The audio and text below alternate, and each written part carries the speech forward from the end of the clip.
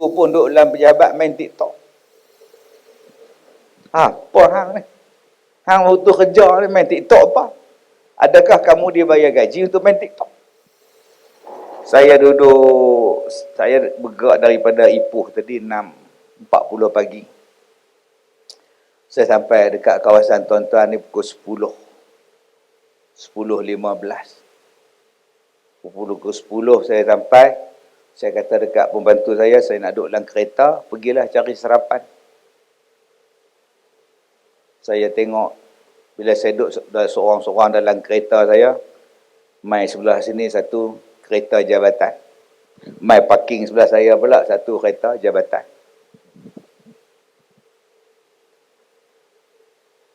Saya mai sini tuan-tuan hampir pukul 11. Saya bergerak, dia orang pun bergerak sekali. Lepas makan roti saya tengok bagus punya isap wit bombrang. Saya pergi kat kau tu isap okok pula. Depa ni kerja apa? Jabatan apa? Salah ke ustaz pergi makan? Tak salah. Berapa lama hang makan? Berjam hang makan. Hang kerja je dibayar gaji untuk makan di kedai ke je? Hang ni dibayar gaji untuk makan di kedai setiap hari kan lebih berdahat ke jangan? Apa dia pejabat hang tak ada pantry ke?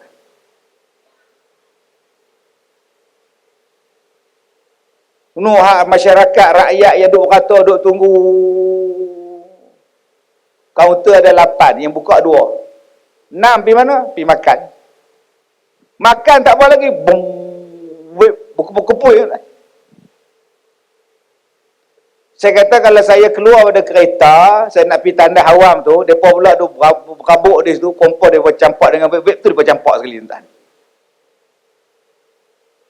Amanah kita bukan dengan manusia semata-mata, amanah kita dengan Allah.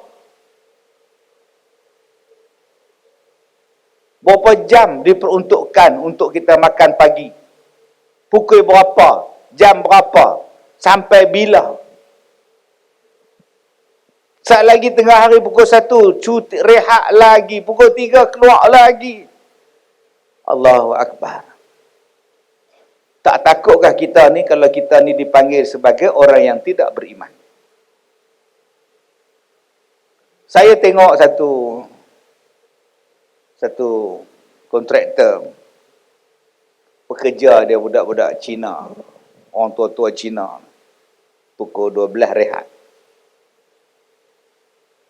Makan pun mencangkung. Ada yang tidur, ada yang makan mencangkung. Pasal apa saya tanya, pasal apa tak duduk? Mau cepat mah. Nanti mau kerja pukul 1. Kita ni tuan-tuan bukan kita mencangkung dah.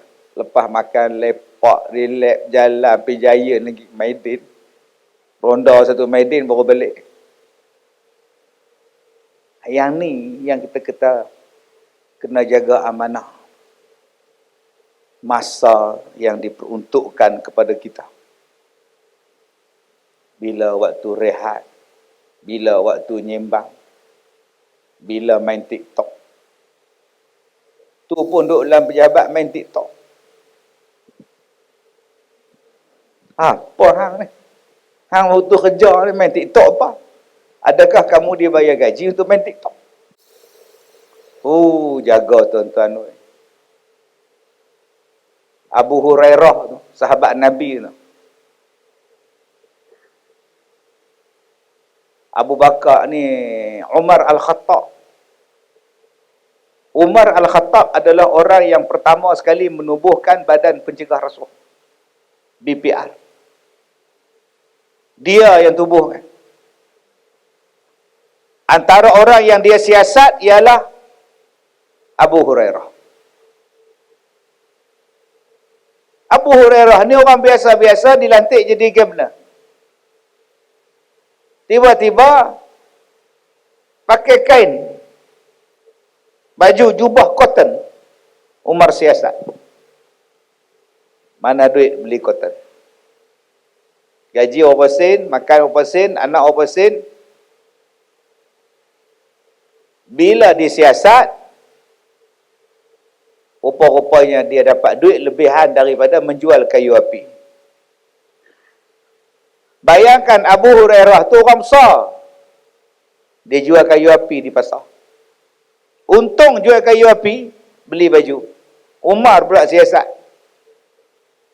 Bila Umar mati, naik Usman bin Affan nak teruskan dia punya jawatan, tak mau. Abu Hurairah kata tak mau. Aku disoal oleh Umar sahaja pun aku dah takut. Bayangkan kalau aku disoal oleh Allah di hari kiamat. Biarlah aku cari syurga dengan jalan lain. Dia mengajar orang sampai dia mati. Dia punya tak nak jawatan, tuan-tuan. Dia kata, aku kena soal dengan Umar pun aku tak boleh jawab. Bayangkan Allah soal aku. Hanya kerana jubah daripada kain cotton sehelai. Sebab tu bila sebut tentang jawatan, bila sebut tentang amanah, jaga sungguh, tuan-tuan. Takut kita tengok ni di hari kiamat nanti.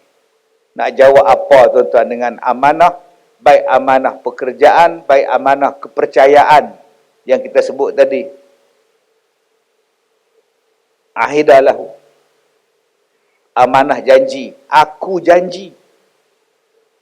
Kita pernah beraku janji. Perjanjian kita menyimpan kerahsiaan. Perjanjian kita menyimpan satu-satu perkara. Tu janji dah tu. Tutup. Mana dia yang dikatakan sebagai sulit dan persendirian. Mana dia yang kata minit mesyuarat. Mana dia yang kata yang ni. Aku dah janji dah. Sampai Nabi kata tidak sempurna agama seseorang sehinggalah dia menyempurnakan janjinya. Subhanallah, Masya Allah. Saya ni bersyukurlah, tuan-tuan, tak jadi pegawai kerajaan. Kalau tidak jenuh. Jadi pegawai kerajaan pula jadi penceramah. Kamu pegawai kerajaan, tapi kamu banyak ceramah.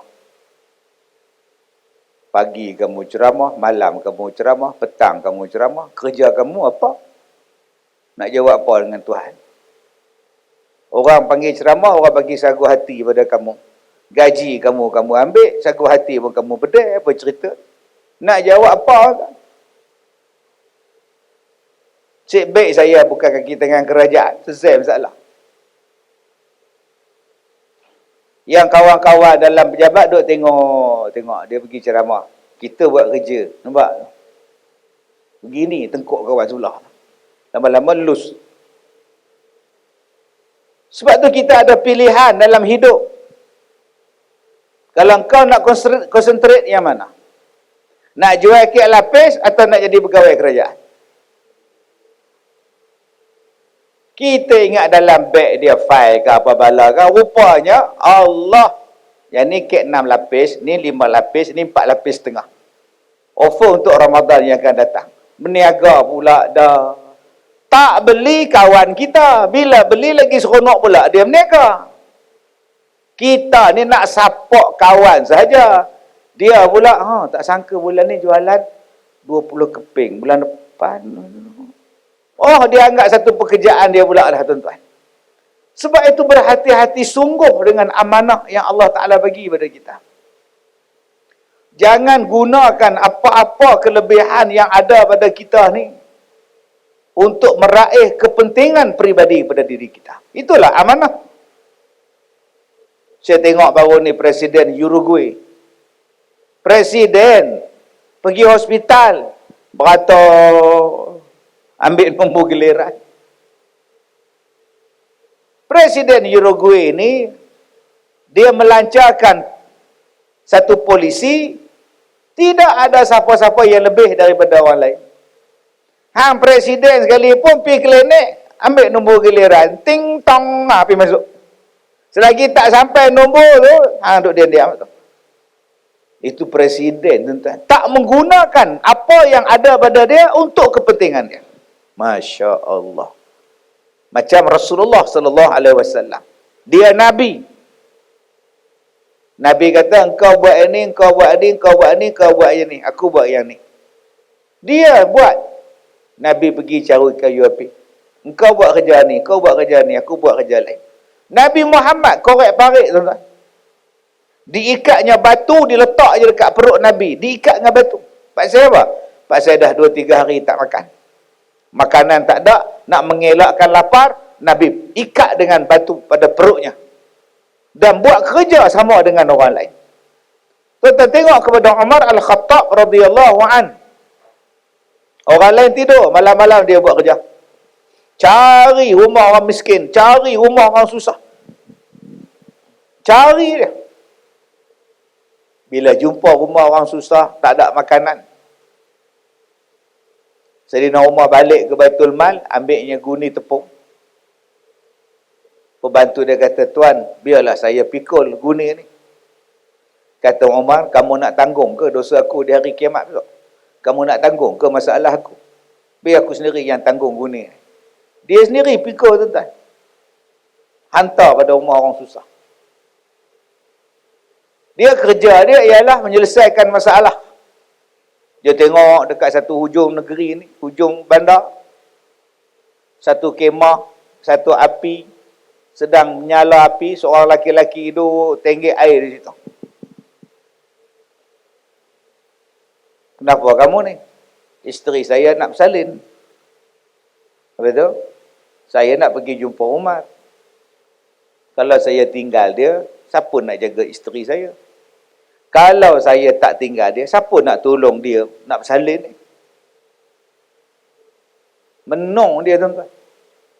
Sayyidina Umar kata, tak apa, tunggu sekejap. Sayyidina Umar panggil isteri dia, mai sambut. Dia sendiri duduk teman. Bila isteri Sayyidina Umar sambut budak yang baru beranak ni, isteri dia sebut, ya Amirul Mukminin, dah selesai bersalin dah. Baru laki-laki tu tahu, lah awak lah Umar. Aku tak kenal. Kamu kah Umar? Aku benda jauh. Dia tak sebut pun saya. Dia tak sebut, tuan-tuan. Kita ni kalau nak memperkenalkan diri, saya, nampak tuan-tuan. Agak Umar macam tu kan? Saya Umar Al-Khattab. Tak ada, tuan-tuan, dia buat kerja tu. Kalaulah isteri dia tak bagi tahu yang dia tu Umar, tak ada siapa pun di situ yang tahu dia tu adalah Umar Al-Khattab radhiyallahu anhu. Sebab apa?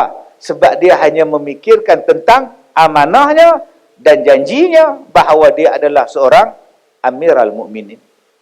Tuan-tuan yang saya hormati. Sebab itu, yang pertama yang saya nak sebut di sini. Saya mencari syurga dengan jalan mendidik orang. Mak kita mencari syurga dengan jalan menjadi suri rumah tangga. Tok Wan kita mencari syurga dengan bekerja sebagai seorang petani. Opah kita mencari syurga dengan bekerja sebagai cikgu sekolah. Apa yang saya nak sebut? Yang saya nak sebut ialah semua daripada kita berpeluang untuk masuk syurga. Sebab syurga itu seluas langit dan bumi. Semua orang layak. Jangan kita kata yang layak ni hanya tu imam. Kak Leha di sini pun layak, Abang Bidin pun layak, Abang Rela tu pun layak.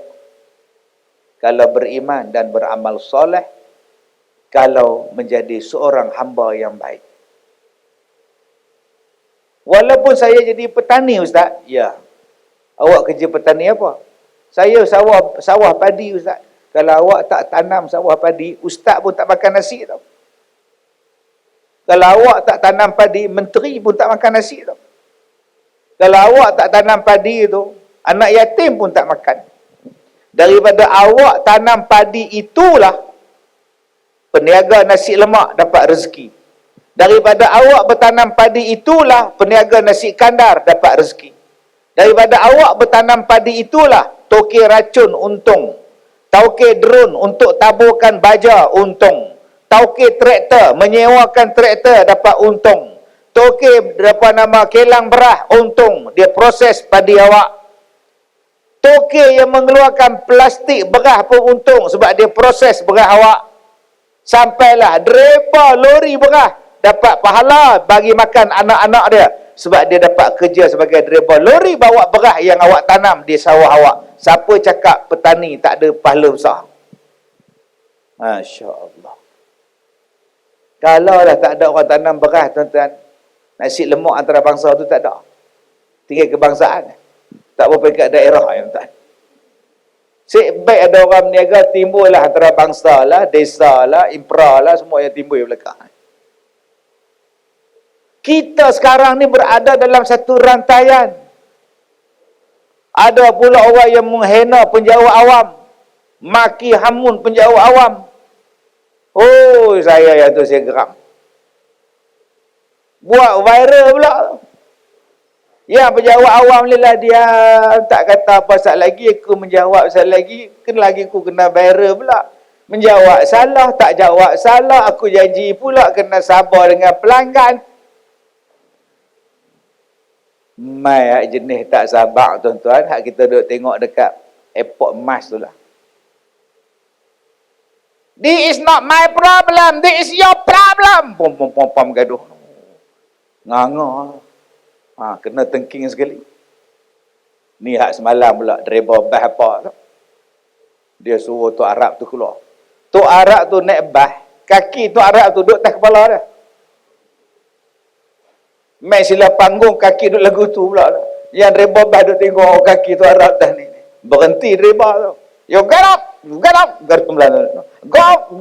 Gaduh. Kurang hajar ni.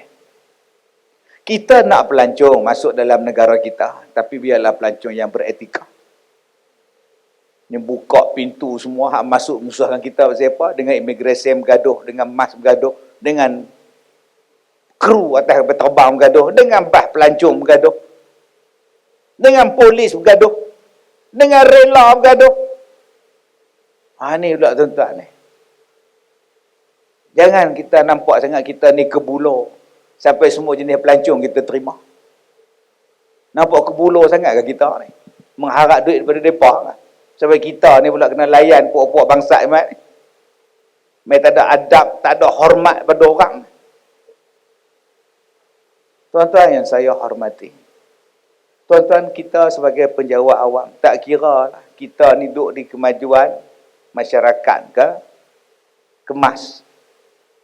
Mak saya cikgu kemas. Saya ni anak cikgu kemas. Mak saya kerja kemas bebencin. Saya tukar hantar mak saya pergi mengajar kat dewan sana, mengajar kat surau sana. Kelas dewasa. Buka kelas budak-budak, buka kelas dewasa. Driver dia siapa? Driver mak saya naik motor. Kan ada lesen, derah bong. Saya duduk sebelah mak saya waktu mak saya mengajar. Mengajar budak-budak, mengajar orang tua. Yang tak erti membaca, yang tak erti menulis. Dah tua-tua tak erti membaca, tak erti menulis. Mak saya duduk ajar ngongang, duduk tengok. Kadang-kadang, mai saya ajar, senang. Kalau lah tak ada guru kemas ni tuan-tuan, tak kemas kita. Masing-masing ada sumbangan dia. Sebab itu menjadi suatu kebanggaan pada kita. Bila kita pakai uniform, pakai baju korporat, tulis pula di sini, Jakwa. Nama Mukhlis. Oh, bangga. Yang tak apa seronok bila tulis kat belakang jaket. Tulis bila ni. Akademi Latihan Pertahanan Awam. Hak sembahyang tu tengok Akademi Pertahanan Awam. Apa benda? Oh, pakai tak khusyuk pula sembahyang tu. Sebab tu kalau sembahyang janganlah duk tulis-tulis kat jaket, kat baju. Tak khusyuk orang sah belakang. Nombor 7 pula tu. Allahu Akbar, bismillahirrahmanirrahim. Ronaldo, aduh, aku Messi pula dia ingat tengah sembahyang. Mampu ya tak ni. Sebab tu bila kita ada sembahyang, biar baju tu kosong. Tuan-tuan, saya sebutkan, kita sekarang berada pada jalan yang Allah tentukan untuk masuk syurga. Sebagai apa? Sebagai anggota rela. Buat kerja elok-elok, mudah-mudahan aku dapat syurga. Kita ni ditugaskan sebagai orang yang menjaga kemajuan desa dan wilayah. Majukan kampung, majukan desa. Bagi orang desa hidup bersih, infrastruktur dia elok, tak ada penyakit, kan pahala. Semalam ada 1,000 orang melawat saya. Hari Ahad. 1,000 orang datang melawat saya di Ipoh. Melawat sekolah saya. Hari Sabtu pun 1,000 orang. Tuan-tuan bayangkan sebulan hampir 8,000 yang melawat saya. Setiap Sabtu dan Ahad. Semalam satu makcik datang. Ustaz dah datang dah kampung makcik. Di mana makcik? Alah, kampung yang dapat desa yang terbaik, kampung terbaik tu hanya dapat 1 juta tu. Ya. Bila masa aku pergi kampung dia, jenuh sudah ingat. Yang dia bangga kampung dia terpilih sebagai kampung terbaik, desa terbaik, dapat anugerah lagi. Tak silap saya, 3 kampung ni saya pergi. Satu di Batu Kurau, satu di Pahang.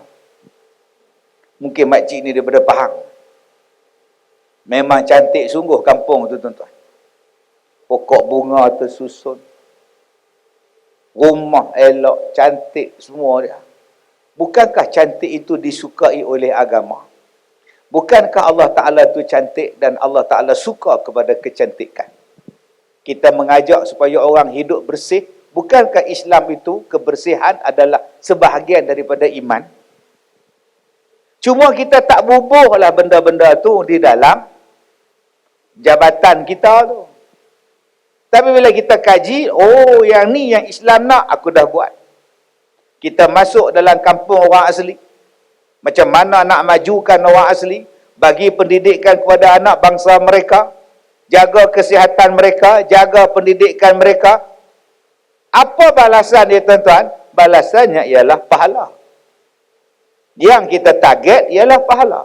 Dan jalan-jalan inilah, tuan-tuan, yang membolehkan kita masuk ke dalam syurga. Target syurga. Jangan target yang lain. Cuma dalam kita memberikan perkhidmatan, bertugas dan sebagainya, memang banyak ujian. Kalau tak ada ujian, macam mana nak masuk syurga? Tuan-tuan ingat jadi penceramah ni seronok? Tak seronok pun banyak juga. Tapi kita kena ingat, itu adalah ujian. Nak menaikkan darjat, nak menghapuskan dosa. Ujian banyak, tuan-tuan. Masya Allah, fitnah. Dulu ada orang fitnah saya, melewat budak. Oh, jahat sungguh. Boh gambar terang. Yang saya seronoknya, kalau restoran tu buat roti canai, telur tak basuh, boh nama restoran benda. Cuba tuan-tuan tengok. Sebuah restoran di sini telah disita oleh pejabat kesihatan kerana membuat roti canai menggunakan telur yang tidak dibasuh. Di sini itu di mana? Nama toki kedai itu apa? Syarikat restoran itu namanya apa? Sampai sekarang seorang pun tak tahu. Tapi kalau ustaz saja buat salah, siap muka depan kali, tersengih gitu je nampak. Padahal belum tentu dia buat. Ini pun tak ada KPI lah. Seorang pengusaha restoran hari ini didenda RM3,000 kerana mencelup seluar dalamnya dalam rebusan karinya. Sampai sekarang kita tak tahu seluar dalam jenis apa. Cap krokodil ke apa ke. Tapi kalau hak ustaz buat semua dia cerita A sampai Z. Nampaklah tuan-tuan KPI hari ni dalam pemberitaan. Tu macam mana hidup kita lagu tu. Tuan-tuan ingat semua orang suka kepada penceramah, tak suka. Serupalah kalau tuan-tuan menjawab jawatan, bukan semua orang suka. Ada orang yang marah, ada orang jealous. Bukan senang tuan-tuan nak pakai vest yang berlogokan lambang persekutuan rimau. Bukan semua orang boleh pakai. Tuan-tuan ingat semua orang boleh pakai? Agak saya orang tak boleh pakai. Kok nak pakai baju yang ada rimau tu, kok boleh main bola Harimau Malaya. Tuan-tuan ingat senang kan nak bubuh nama sini, kemudian jabatan di sebelah nama. Tak boleh. Tuan-tuan ingat senang kan nak bawa kenderaan kita dekat pintu kereta tu tulis Lembaga Tanah Kemajuan Tanah Persekutuan ke apa ke? Tak boleh. Yang terpilih sahaja yang dapat bawa benda-benda itu. Yang dapat pakai benda-benda itu. Dan orang-orang yang terpilih itu salah satunya adalah tuan-tuan. Sebab itu, yang kedua saya katakan tadi, bersyukur. Bersyukur banyak pada Allah. Kurang-kurangnya aku dapat berkhidmat pada negara. Bersyukur pada Allah. Dulu 2-3 tahun lepas duk timbul isu macam-macam. Saya ni penceramah, saya macam-macam manusia dalam dunia ni saya jumpa. Tak tahulah Ustaz. Duit nak bayar gaji pun tak ada tau. Mana ada duit dah sekarang? Habis dah. Oh ya ke? Tak ada duit dah. Kaki tangan kerajaan nanti nak bayar gaji dengan apa? Oh ya ke? Tengok sampai sekarang tak pernah putus lagi. Habis tu yang kamu dengar 3-4 tahun dulu tu apa? Kalau kita hidup dengan hanya duk dengar cerita orang, tuan-tuan. Hang kerja ya. Cukup bulan 25, 26 gaji hang sampai. Syukur pada Allah. Hak makcik-makcik tu. Nega lah donat. Donat viral. Bawa tepi jalan. Pukul 3 petang bawa. 3:30 hujan turun. Seorang pun tak singgah gerai dia. Itu hak berniaga donat. Itu hak berniaga air tebu. Air tebu, air bandung. Bagus punya duk mesin tebu, tuan-tuan. Hujan turun. Menung. Dia nampak longkang, dia nampak air balang. Air balang, longkang. Sehari berlongkang ni juga yang minum air balang aku. Modal dah keluar. Rezeki tak ada. Begitulah aturannya, tuan-tuan. Maka di mana kedudukan kita, bersyukur. Hari ni aku berniaga air balang, 4 balang hujan. Tak ada siapa mai beli. Allahu Akbar. Sabar. 2 hari lepas tu, sekolah panggil. Abang, buat kat sekolah saya, berapa ratus orang, saya sponsor abang bagi minum. Allah cover balik yang hang tak boleh berniaga hari tu. Allah bagi rezeki masing-masing. Maka kita tak payah nak jealous dengan orang, kita tak payah nak kecil hati dengan orang, yang kita kena jadi adalah hamba Allah yang bersyukur. Ada pekerjaan untuk aku. Ada rezeki untuk aku. Dan insya-Allah kalau aku ada pekerjaan, saham aku pun tinggi. Insya-Allah aku kahwin. InsyaAllah ada. Ada. Lehawai. Ada orang nak minang anak engkau. Siapa? Anak Haji Usuk Ujung tu. Yang mana? Yang kerja Jakwa tu. Nampak tak? InsyaAllah ada saham cerah masa depan. Din, kau kalau nak menikah, ambil anak Haji Din, Haji Mat. Anak Haji Mat tu, dia kerja kemas. Kemas, dia ada gaji dah.